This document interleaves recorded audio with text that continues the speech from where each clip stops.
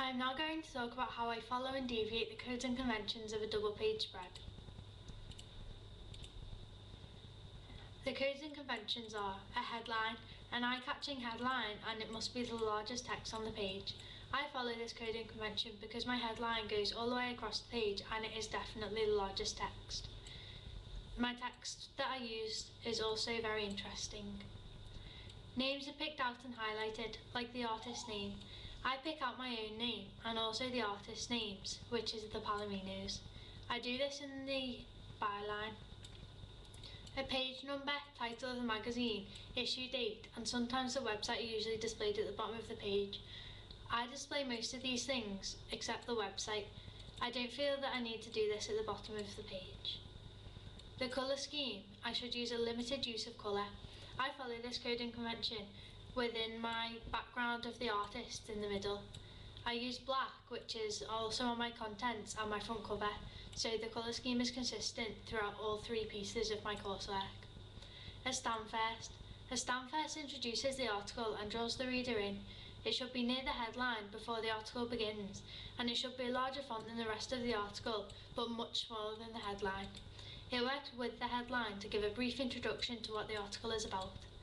I feel that my stand first is a good introduction to the article, and it is also larger than the article and also much smaller than the headline.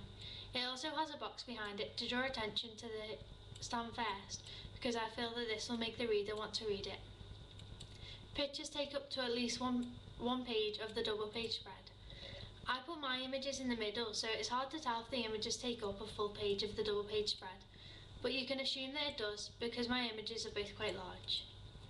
Pictures often bleed across one page to another. Mine do this because they're in the middle of the two pages. The headline sometimes bleeds across both pages as well. I followed this code and convention. The headline is usually on one line. I follow this code and convention and it looks very effective.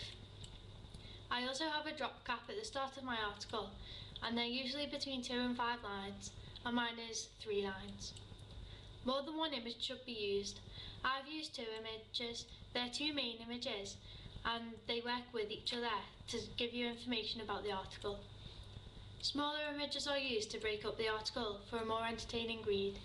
I deviate this code and convention because I did not feel that it was necessary, because my larger images break up the article already, because they're in the middle. Drop quick to attract the reader to the story, and they're usually funny or interesting. I think I do this well, and the drop quote of "it's kind of half indie, half rock" really gives you an introduction to what the band is about. The writer usually positions their name in the stand first or at the end of the article. I position my name in the stand first and I also make it bold. The photographer is also mentioned at the end of the piece or next to the images. My name, because I am the photographer, is mentioned next to the images. It should be laid out in columns, which mine is, usually 3 or 4 per page. I have 3 per page. They also go under the main image. Creative photographs. I've used a horse in my piece because a Palomino is a horse, and the Palominos are the band that I've interviewed for my piece. Text in paragraphs. I have put my text into paragraphs so it is easy to understand. Fairly informal tone. I have used a fairly informal tone to entice my reader and also to seem as though I am on a similar level to them. It is also nicer to read something on a formal tone in a magazine like mine. The personality of both the artist and writer is shown throughout the article, including personal opinions.